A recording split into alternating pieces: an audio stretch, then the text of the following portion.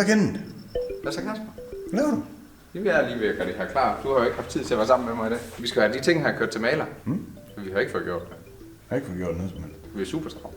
Vi skal jo nok have bremseskiver og sådan noget på det også. Og dæk. Det vil ikke i princippet bare pille dækket af bagefter. Ej, jeg synes pille af inden. Okay. Ja. Jeg må ikke bare gå og filme lidt, at du går og nusser med det? Og så Hvad kaldte du det? Går og nusser, eller du... Men jeg tænker den her gang, at vi piller nok lige simringen ud ind til lejren. Der er jo ingen grund til at pille lejren ud. Det kan han jo dække af. For nu skal de jo ikke ud og blæses eller afsyres fældene. Vi tænker bare, at maleren han sliver dem, fordi de er helt nye, dem her. Laver dem ro, og så maler han. Det tror jeg. Jo. Det er i hvert fald drømmen. Vi har ikke afleveret det nu. Det kan godt være, at han siger. Det der. Det er nok nødt til lige at... Jeg troede, vi havde en ordentlig grej.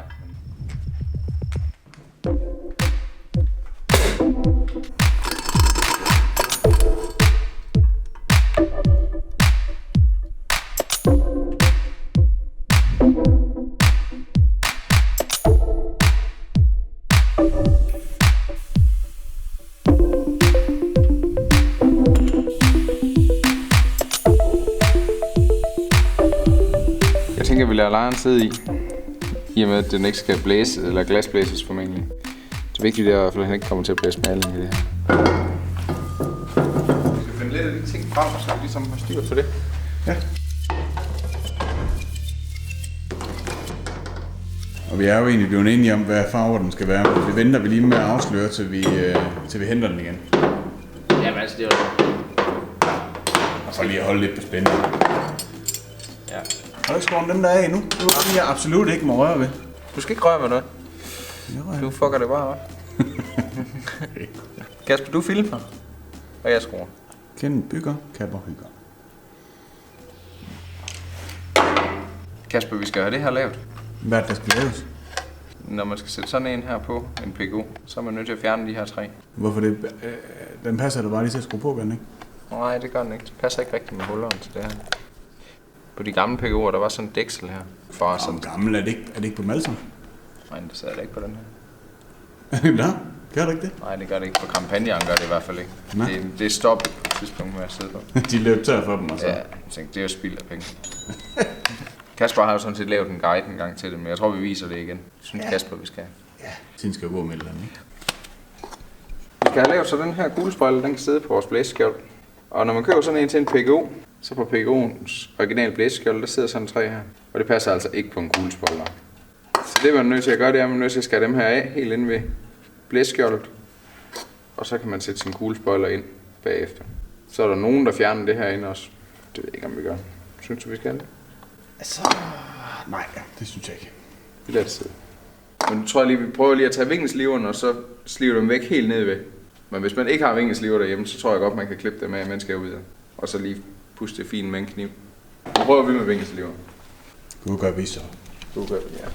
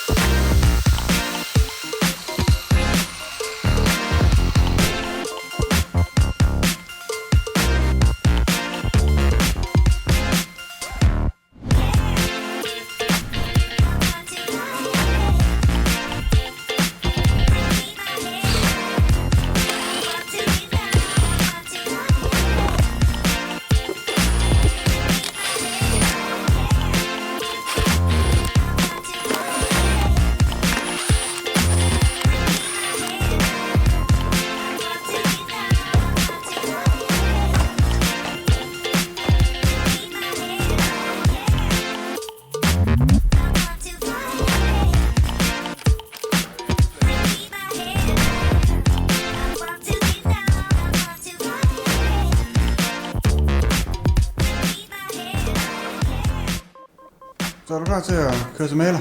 Ja. Fedt. Jamen skal vi så ikke bare læse det hele ud i bilen, og så komme afsted? Synes jeg. Så kan vi altid snakke lidt på vejen dernede. Jeg filmer bare, ikke? Det er rigtigt. Så er vi på vejen igen. Ja, så er vi på vejen. Det er dejligt. Jeg faktisk har været lidt ude. Ja, det er ikke tit, vi kommer ud og se. Nej. Det er dig, der har styr på farverne, så det er dig, der skal ind. Ja. Jeg skal nok nå at blive træt af dig, inden vi kommer derned fra igen. Ja. Med alle de idéer, du har. Det er mit lod i liv. Ja. Han leder allerede opgivende, når vi snakker med ham i telefonen. Ja, der har hørt Jack på mig. Ja. Nå, jeg godt forstå. Altså, hvis ikke han kan lave den farve der, så ved jeg, så er der ikke noget. Men hvad endte det egentlig med? Valgte hvordan blev det med de farver? Altså, nu er der mange, der har skrevet kommentarer, hvad de synes kunne være fedt og sådan noget der. Helt ærligt så endte det faktisk med, at jeg fandt et billede på noget, der hedder Pinterest.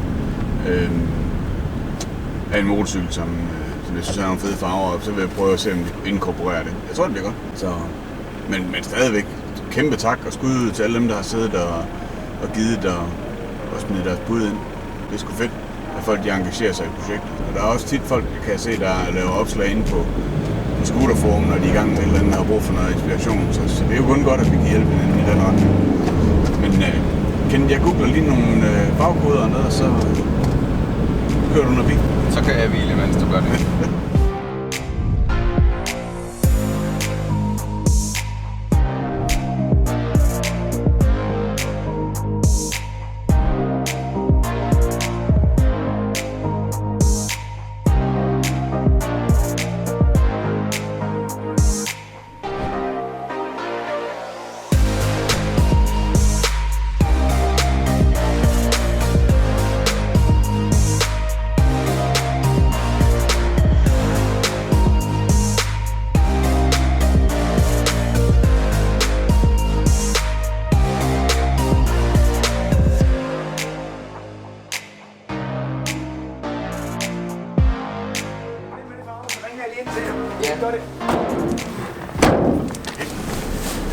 Nå, Ken, det var sgu rart lige at se maleren igen. Ja. Ikke siden vi har været nede og besøge. Ja. Han er lige sådan tosset. Ja, der er fart på alle. Han er god. Så nu bliver det fedt at komme ned og hente det. Det er jeg faktisk rigtig spændt på. Jeg tror, det er rigtig godt. Ja, nu skulle han jo lige rode lidt med den farve der. Ja. Men han var godt klar over, at vi skulle over i noget af det der foriserende et eller andet. Det skulle have en rigtig pangefarve. Ja. Så det er jo fint. Ja, jamen vi ses hjemme i værkstedet igen.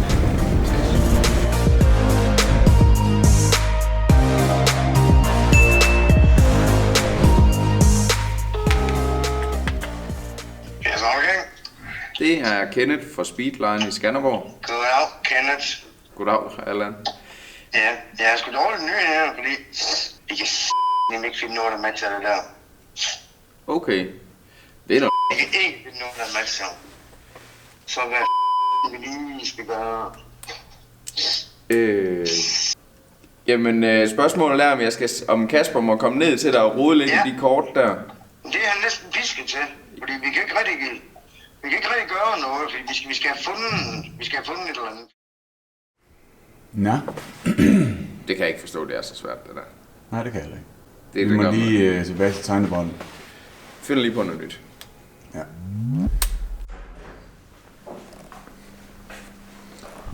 Hej Kenneth. Hej Kasper. Hvad sker der?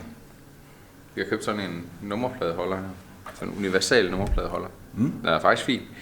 Den passer bare ikke lige helt. Så man skal selv lige gøre lidt ved den, ikke?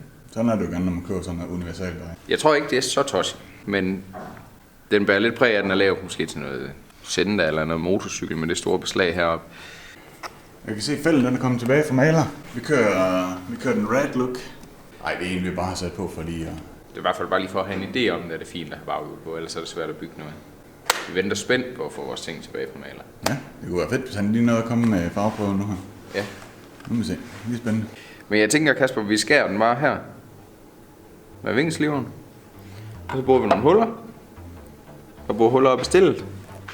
Og så prøver vi. Det er dig, der bygger. Og hvad gør du? Skiller den bare? Jeg skiller bare lige det her. Jeg ved jo, hvor jeg vil godt have den skråne af her. Cirka. Jeg havde også engang sådan en fin tomstok og noget. Men det er for... Ja.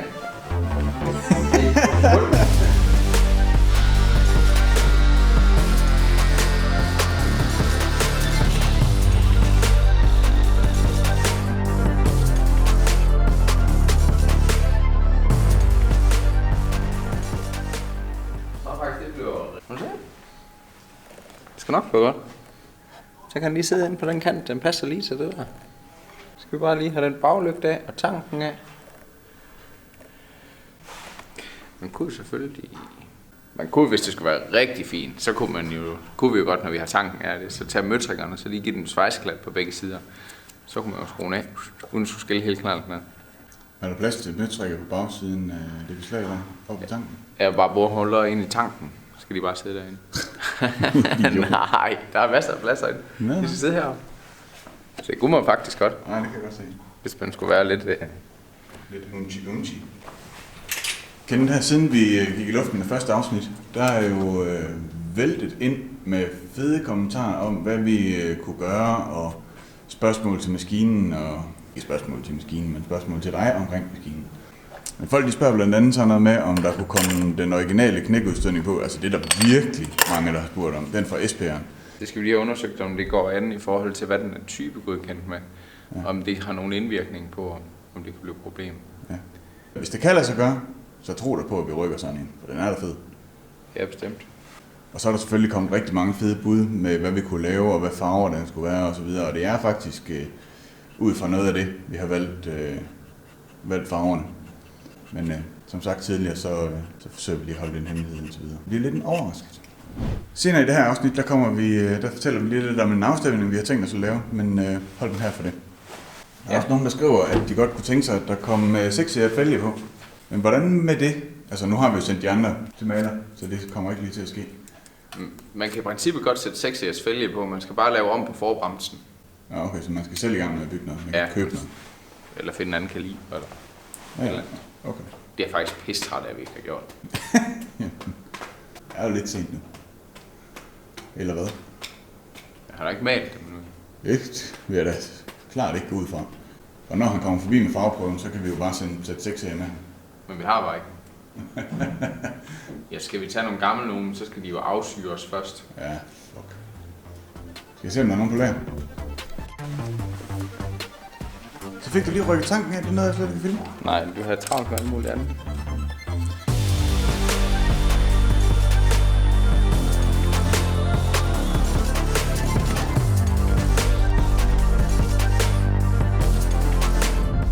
Vi har lavet det her beslag, og jeg har pillet tanken af. Så skal vi bare have det her til at sidde i midten heroppe. Jeg skal jo snart have et nyt bånd i. Et nyt bånd i?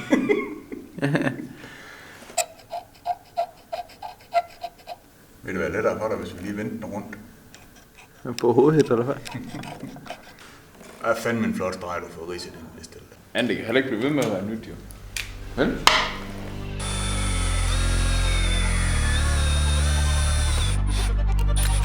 Skulle jeg lige have haft kigget, om der var noget, jeg kunne bruge op i her.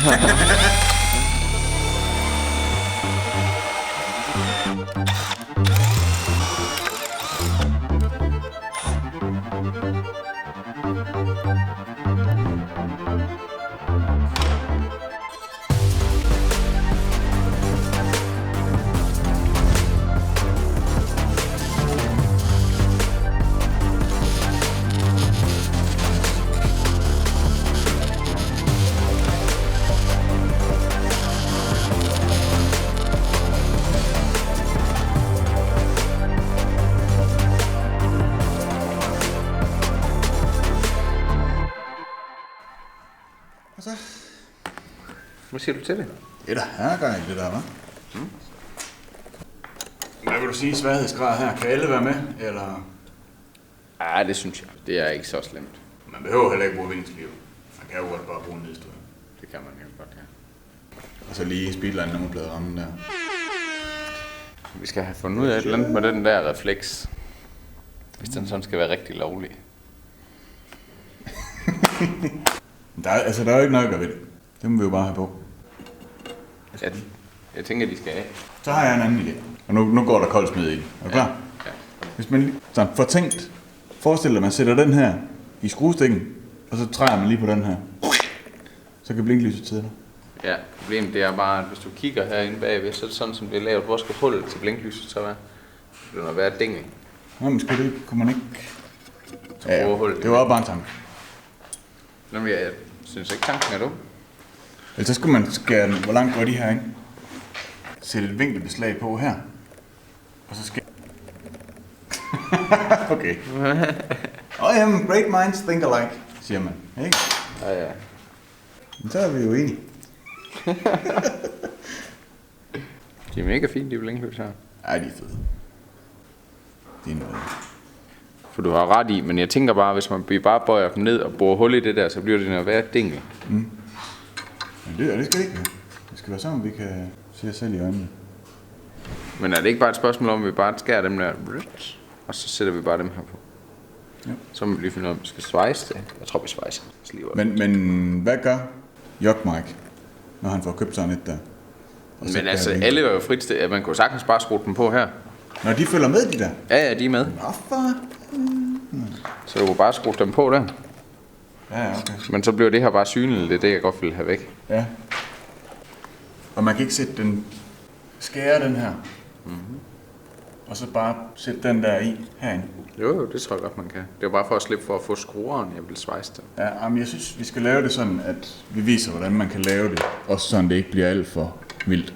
Jeg ved godt, du godt kan lide at lave det lækkert og alt sådan noget, men du har allerede... Altså heroppe, der kunne man jo godt bare have bordet, og så sætte en... Møtrik. Møtrik på, ja. Ligesom vi egentlig gør, vi bare svejse møtrikeren fast. Ja, men altså, det behøver man ikke. Og det er bare for at sige, at man behøver ikke at... Så vildt behøver det ikke. Nej. Jeg har fundet en ny baglygtepære også. Dygtig. Du skal da have sådan en slags medalje, skal du ikke det? Du kan godt se det her, der bliver også lidt bygge her. Fordi ellers så kommer det jo ikke til at være helt væk. Du kan godt se, jeg vil godt have det. Det selvfølgelig godt være, at det lige gør det. Men du kan godt se, at vi skal jo til at bore huller. Det gør der heller ikke noget, at den lige piper frem. Altså, det synes jeg sgu ikke, det gør okay. Jeg holder kæft med, hvad jeg synes. Lige med hensyn til det der. Fordi det, der kan jeg mærke, at vi ikke er helt enige. Og det er fint. Det behøver heller gøre. Du kommer heller ikke og siger, hvordan jeg skal redigere. Nej, jeg er sådan set ligeglad. Jeg er bare ikke ligeglad. Nej, det er også fint. De der nummerplade baggrunde der, dem kan man jo købe. Dem kan man købe ind på hjemmesiden. Hvis man synes, det ser fedt. Jeg synes faktisk, det ser okay. Og vi har faktisk også, sælger vi ikke også det, alt hvad der hedder skruer og de der plastikdubber, som faktisk er et lovkrav? Jo, det sælger vi det hele.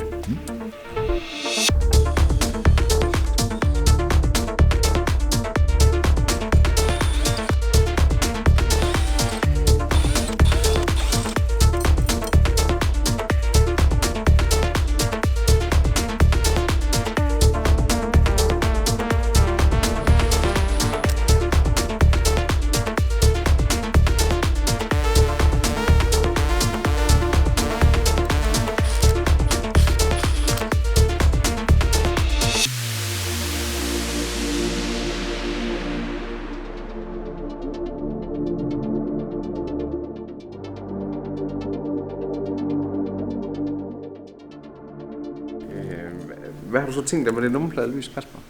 Du blev ved med at ævle om det, så jeg tænker bare, at vi beholder det originale glas på. Vi snakker lidt om det nummerpladelys der. Ja, fordi vi er blevet enige om, at vi skal have tonens baglygteglas på. Ja. Og så skal vi have LED-pære på. Men så bliver problemet lidt, at vores pære den lyser rød. Og vi skal jo ikke have en rød nummerpladelys på. Så vi sætter sådan en her nede under lygteglasset til nummerpladelys. Prøv at se, om det kan blive lækker. Tror vi får til at fungere. Så er spørgsmålet, om man måske skulle gøre et eller andet, så det her var helt sort, så den her virkelig kom til sin ret. Ja, så du ikke får det der mix. Ja. Jeg tror, vi kender en foliemand, der med glæde lige lægger et stykke ind. Ja. Så du egentlig det her, jeg har lavet her? Det blev rigtig fint, hva'? Skal den bare lige males? Hvor du godt se, så skal den her på, og så skal den... Nej. Så er der selvfølgelig plads til en lidt større... Vi har ikke noget rød refleksbånd, vi kunne betrække det der nummerpladelys i. Den her? Det kan du lige prøve at kigge om den her. Ja, ikke lige.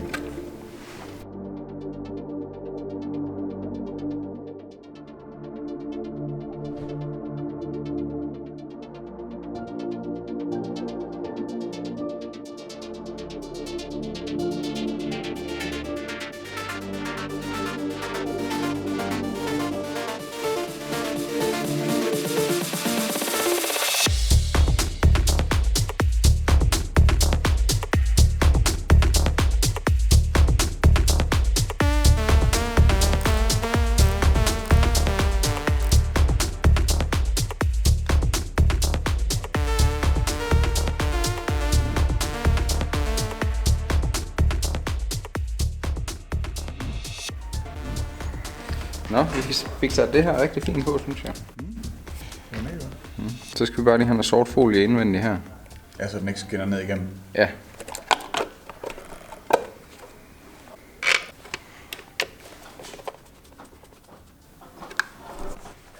Det er vildt godt, det her, Jasper. Ja, det er godt. Så skal vi bare lige have lavet de ledninger, om det tænker jeg egentlig, at vi venter. Men jeg kunne godt, jeg vil have den der nummerplade ramme af. Og så den her, den får vi ikke noget brug til. Så den tænker jeg, den skal vi lige af pænt herinde bagved, sådan en runding. Og så maler vi den bagefter. Ja. Det bliver spændende at se, hvordan vi løser det med det Dynamic LED. Jeg har været ved at snakke lidt om det, og det lyder som om, du har en idé til det. Det skal vi nok fortælle. Har du skiftet pære? Nej, ikke nu. Ah, okay. Der har vi fundet sådan en LED-pære. Det skal vi nok lige vise, når den er i. Som lyser rødt, når vi nu har et mørkt glas på. Men spørgsmålet er, hvor meget mere vi lige kan lave. Vi skal selvfølgelig lige have den her skåret af. Men spørgsmålet er, om jeg bare selv lige skal gøre det bagefter, og så male beslaget. Det er jo ingen grund til. Nej, og så kan vi vise det, når vi lige vender tilbage. Jeg synes så, vi har nået et godt stykke. Vi har også været til maler og... Der var nogle ting, der tager lidt længere tid at lave. Ja, men det er fedt, når bagskærm kommer til at se konge ud. Jamen, jeg tænker, vi når ikke ret meget mere end lige det, vi har gjort her. Med nummerpladelys og nummerpladeholder. Men til næste gang, der skal vi have lavet en afstemning. Vi skal finde ud af, hvad for nogle dæk, vi skal sætte på. Vi har 2 forskellige Michelin-typer, og vi har Heidenau. Og der kommer en afstemning inde på Scooterforum. Ja, Speedline.dk Scooterforum. Er man ikke medlem, så blive det. Det er et rigtig godt sted til at finde tips og tricks og udveksle erfaringer med andre ligesendede scooterhoveder. Ja, det er det bestemt. Vi har fået produceret en flyer, og der er QR-koder på, så man kan nemt gå ind og finde tilmeldingen og link til YouTube-kanalen. Og hvis man laver en bestilling med Speedline, så får man sådan en med. Så hvis man gerne vil have en til opslagstavlen, så er de altså med næste gang, man bestiller. Vi har købt en ordentlig bunke af dem, så... Der går lige lidt tid, inden vi løber tør for dem. Hvis man nu gerne stadigvæk vil være med til at prøve at vinde den scooter her, så skal man bare gå ned i linket, og så udfylde de oplysninger, der er dernede. Så er man med i konkurrencen om at vinde scooteren, når vi er færdige med den. Og det er ganske gratis. Det koster ingenting. Og det er nede i beskrivelsen, det foregår. Har I ikke sagt det? Har du så linket? Så gå ned og få meldt til. Og så gå ind og stemme på, hvad for nogle dæk vi skal have på. Perfekt. Jamen, vi ses næste gang. Vi ses.